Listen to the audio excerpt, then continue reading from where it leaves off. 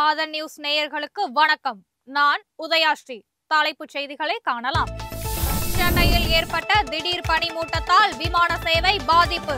15க்கும் மேற்பட்ட விமானங்கள் தாமதமானதால் பயணிகள் அவதி. ஈரோடு கிழக்கு தொகுதிக்கு நாளை இடைத்தேர்தல். வாக்குப்பதிவுக்கான ஏற்பாடுகள் மும்முரம். திருப்பரங்குன்றம் மலைக்கோவிலுக்கு சென்று வழிபட பக்தர்களுக்கு தடை. இந்து மத அமைப்புகள் போராட்டம் அறிவித்திருப்பதால் திடீர் நடவடிக்கை. நாட்டிலேயே முதல் முறையாக புற்றுநோய்க்கான மரபணு வரைபடத்தை வெளியிட்ட சென்னை ஐஐடி. புற்றுநோய் தினத்தை ஒட்டி வெளியான முக்கிய அறிவிப்பு. சவரன் 63,000 ரூபாயை நெருங்கும் ஆபரண தங்கம். மேலும் 840 ரூபாய் அதிகரித்து 62,480 ரூபாய்க்கு விற்பனை. சீனா மீது அமெரிக்கா கூடுதல் வரி விதித்திருப்பதற்கு பதிலடி. அமெரிக்காவில் இருந்து தங்கள் நாட்டிற்கு இறக்குமதியாகும் பொருட்களுக்கு சீனா கூடுதல் வரி விதிப்பு. இனி தொடர்வது விரிவான செய்திகள்.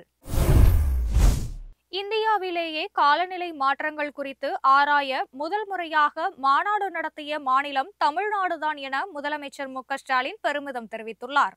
சென்னை நந்தம்பாக்கத்தில் நடைபெறும் தமிழ்நாடு காலநிலை உச்சி மாநாட்டை முதலமைச்சர் தொடங்கி வைத்தார். நிகழ்ச்சியில் பேசிய அவர், தமிழகத்தில் உள்ள அனைத்து பள்ளிகளிலும் சூழல் மன்றங்கள் ஏற்படுத்தப்படும் என்று அறிவித்தார். மேலும் காலநிலை கல்வி அறிவிக்கென ஒரு கொள்கையை தமிழக அரசு விரைவில் அறிவிக்க இருப்பதாகவும் கூறினார். காலநிலை மாற்றம் குறித்து பல்வேறு விழிப்புணர்வு நிகழ்ச்சிகளை நடத்தி வருகிறோம் என்று குறிப்பிட்ட முதலமைச்சர், இயற்கை வளங்களை பாதுகாக்கும் அக்கறை கொண்ட சமூகமாக நாம் மாற வேண்டும் என்று கேட்டுக்கொண்டார்.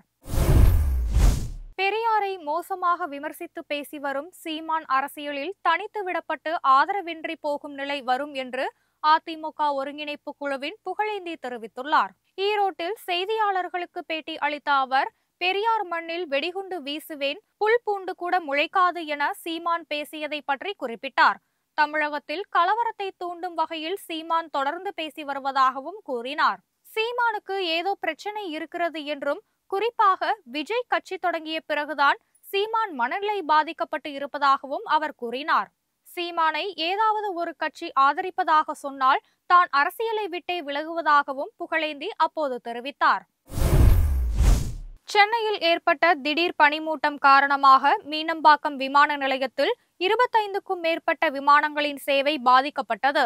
இதனால் பயணிகள் அவதிக்கு ஆளானார்கள். சென்னை மற்றும் அதன் புறநகர் பகுதிகளில் இன்று அதிகாலை பனிப்பொழிவு அடர்ந்து காணப்பட்டது. விமான நிலையத்தில் பனிப்பொழிவின் தாக்கம் கடுமையாக இருந்ததால் 6 விமானங்கள் தரையிறங்க முடியாமல் பெங்களூரு, திருவனந்தபுரம், ஹைதராபாத் போன்ற நகரங்களுக்கு திருப்பிவிடப்பட்டன. சென்னையில் இருந்து புறப்பட வேண்டிய 15க்கும் மேற்பட்ட விமானங்கள் தாமதமாகின. நேரம் செல்ல செல்ல பனிப்பொழிவு விலகியதால் நிலைமை சீரானது. நாடாளுமன்றத்தில் தாக்கல் செய்யப்பட்டு இருக்கும் வக்ஃப் வாரிய சட்டத்திருத்த மசோதா சமூகத்தில் ஒரு நிலையற்ற தன்மையை ஏற்படுத்திவிடும் என நாடாளுமன்ற உறுப்பினர் அசாதுதீன் ஓவைசி எச்சரித்துள்ளார். நாட்டு மக்கள் மத்தியில் இது குழப்பத்தை ஏற்படுத்தும் என்றும், இஸ்லாமிய சமூகத்தினர் இந்த மசோதாவை நிராகரித்திருப்பதாகவும் அவர் கூறினார். புற்றுநோய் ஆராய்ச்சி பணிகளுக்கு உதவும் விதமாக நாட்டிலேயே முதல் முறையாக புற்றுநோய்க்கான மரபணு வரைபடத்தை சென்னை ஐஐடி வெளியிட்டுள்ளது. இது தொடர்பாக நிறுவனம் வெளியிட்ட செய்திக்குறிப்பில், உலக அளவில் மிகவும் ஆபத்தான உடல்நல பாதிப்புகளில் ஒன்று புற்றுநோய் என்று தெரிவிக்கப்பட்டுள்ளது. இந்தியாவில் இதன் பாதிப்பு நாளுக்கு நாள் அதிகரித்திருப்பதாகவும், 9 பேரில் ஒருவருக்கு புற்றுநோய் ஆபத்து இருப்பதாகவும் இந்திய மருத்துவ ஆராய்ச்சி கவுன்சில் தெரிவித்து இருப்பது பற்றி இதில் குறிப்பிடப்பட்டுள்ளது. மும்பையில் உள்ள ஒரு தனியார் சுகாதார நிறுவனமும் சென்னை புற்றுநோய் ஆராய்ச்சி மையமும் இணைந்து இந்திய மார்பக புற்றுநோய் மாதிரிகளில் இருந்து மரபணு திரிபுகளை சேகரித்து இருப்பதாகவும், இவ்வாறு உருவாக்கப்பட்ட புற்றுநோய் மரபணு வரைபடத்தை சென்னை ஐஐடி இயக்குனர் வெளியிட்டிருப்பதாகவும் அந்த அறிக்கையில் தெரிவிக்கப்பட்டுள்ளது. இந்த மரபணு வரைபடம் மூலம் மார்பக புற்றுநோய் முன்கூட்டியே கண்டறிந்து தடுக்க முடியும் என்றும், புதிய மருந்துகளை கண்டுபிடிக்க முடியும் என்றும் சென்னை ஐஐடி இயக்குனர் தெரிவித்துள்ளார். சென்னையில் ஆபரண தங்கத்தின் விலை சவரன் 63,000 நெருங்கி வருவதால் நடுத்தர மக்கள் அதிர்ச்சி அடைந்துள்ளனர். சென்னையில் ஆபரண தங்கத்தின் விலை கடந்த 1ஆம் தேதி வரலாறு காணாத வகையில் அதிரடியாக உயர்ந்தது. புதிய உச்சமாக சவரன் 62,320 ரூபாய்க்கு விற்பனையானது. நேற்று சற்று குறைந்து 61,640 ரூபாய்க்கு விற்பனை செய்யப்பட்டது. இன்று மீண்டும் தங்கம் அதிரடியாக உயர்ந்துள்ளதன்படி சென்னையில் ஆபரண தங்கத்தின் விலை சவரனுக்கு 840 ரூபாய் உயர்ந்து ஒரு சவரன் 62,480 ரூபாய்க்கு விற்பனை செய்யப்படுகிறது.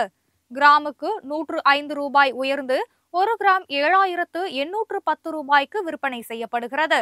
ஒரு கிராம் வெள்ளி 106 ரூபாய்க்கு விற்பனை செய்யப்படுகிறது.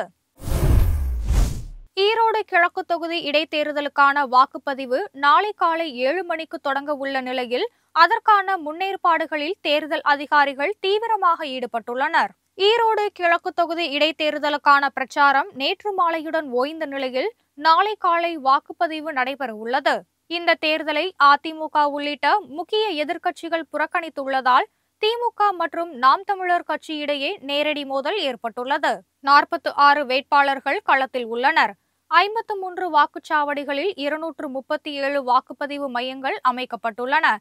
2,27,536 வாக்காளர்களும் சிரமமின்றி வாக்களிப்பதற்கு ஏதுவாக அனைத்து முன்னேற்பாடுகளும் செய்யப்பட்டுள்ளன. துணை ராணுவ வீரர்களின் பாதுகாப்புடன் ஓட்டுப்பதிவு இயந்திரங்கள் அந்தந்த வாக்குச்சாவடி மையங்களுக்கு அனுப்பி வைக்கப்பட்டு இருக்கின்றன. வாக்குப்பதிவு நடைபெறும் நாளில் 2,600க்கும் மேற்பட்ட போலீசார் கண்காணிப்பு பணியிலும் ஈடுபட உள்ளனர். தமிழகம், கேரளா போன்ற பல்வேறு மாநிலங்களை மத்திய பட்ஜெட்டில் புறக்கணித்ததை கண்டித்து தூத்துக்குடியில் மார்க்சிஸ்ட் கம்யூனிஸ்ட் கட்சியினர் ஆர்ப்பாட்டம் நடத்தினர். தூத்துக்குடி விவிடி சிக்னல் பகுதியில் நடைபெற்ற போராட்டத்தில் பட்ஜெட்டில் ஏழை எளிய நடுத்தர மக்களுக்கு பாதிப்புகள் ஏற்பட்டிருப்பதோடு விவசாயத்துறை மற்றும் தொழிலாளர்களுக்கு எந்த ஒரு சலுகையும் அளிக்கப்படவில்லை என்று குற்றம் சாட்டப்பட்டது. இந்த ஆர்ப்பாட்டத்தில் மார்க்சிஸ்ட் கம்யூனிஸ்ட் கட்சியின் தூத்துக்குடி நகர நிர்வாகிகள் மற்றும் கட்சியினர்கள் திரளாக பங்கேற்றனர். சென்னை ஜாபர்கான்பேட்டை பகுதியில் பெரியார் சிலையை அவமதித்த நாம் தமிழர் கட்சியின் நிர்வாகி ஒருவரை பொதுமக்களை பிடித்து போலீசாரிடம் ஒப்படைத்தனர். ஜாபர்கான்பேட்டை பகுதியைச் சேர்ந்த அஜய் என்ற அந்த நபர் அங்குள்ள பெரியார் சிலை மேடை மீது ஏறி காலணி கொண்டு அதனை அவமதித்துள்ளார். இதனை பார்த்த அப்பகுதி மக்கள் அந்த நபரை பிடித்து போலீசாரிடம் ஒப்படைத்தனர். யாருடைய தூண்டுதலால் அவர் இந்த செயலில் ஈடுபட்டார் என்பது குறித்து போலீசார் அவரிடம் விசாரணை நடத்தினர். திருப்பரங்குன்றம் மலைக்கோவிலுக்கு இன்று பக்தர்கள் செல்வதற்கு காவல்துறை தடை விதித்துள்ளது. திருப்பரங்குன்றம் மலை குறித்து இருவேறு மதங்களைச் சேர்ந்தவர்கள் தங்கள் கருத்துக்கள், கோரிக்கைகளை சமூக வலைதளங்களில் பதிவேற்றம் செய்தனர். இந்து அமைப்புகள் சார்பில் திருப்பரங்குன்றம் கோவில் முன் இன்று ஆர்ப்பாட்டம் நடத்தப்படும் என்று அறிவிக்கப்பட்டது. இதற்கு காவல்துறை அனுமதி மறுத்துவிட்ட நிலையில் இந்த விவகாரம் தொடர்பாக இருவேறு மதத்தவர்களிடையே அசாதாரண சூழல் ஏற்பட வாய்ப்புள்ளதால் திருப்பரங்குன்றம் மலைக்கோவிலுக்கு சென்று வழிபட பக்தர்களுக்கு இன்று ஒரு நாள் தடை விதிக்கப்பட்டுள்ளது. மலைப்பாதை வழியாக கோவிலுக்கு செல்லக்கூடாது என்றும் படிக்கட்டு பாதையை பயன்படுத்துமாறும் பக்தர்களுக்கு அறிவுறுத்தப்பட்டுள்ளது. மேலும் முன்னெச்சரிக்கை நடவடிக்கைக்காக 800க்கும் மேற்பட்ட போலீசார் திருப்பரங்குன்றம் மலைப்பகுதியில் குவிக்கப்பட்டுள்ளனர். இதனால் அங்கு பதற்றமான சூழல் நிலவுகிறது. சீனா மீது அமெரிக்கா கூடுதல் வரி விதித்திருப்பதற்கு பதிலடியாக அமெரிக்க பொருட்கள் மீது சீனாவும் கூடுதல் வரி விதிக்க முடிவு செய்துள்ளது.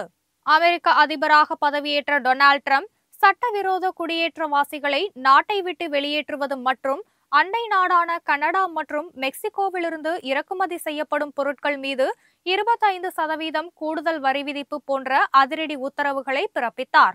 மேலும் சீன இறக்குமதி பொருட்கள் மீதும் கூடுதலாக 10% வரி விதித்து உத்தரவிட்டார். அமெரிக்க அரசு கூடுதல் வரி விதிப்பு நடவடிக்கைகளுக்கு பதிலடியாக சீன அரசு வர்த்தக கட்டுப்பாட்டு நடவடிக்கைகளை மேற்கொள்ள முடிவு செய்துள்ளது.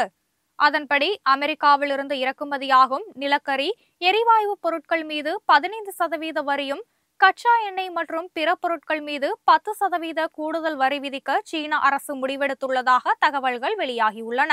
இத்துடன் இந்த செய்திகள் நிறைவடைகின்றன. செய்திகளை உடனுக்குடன் தெரிந்து கொள்ள இணைந்திருங்கள் ஆதனுடன்.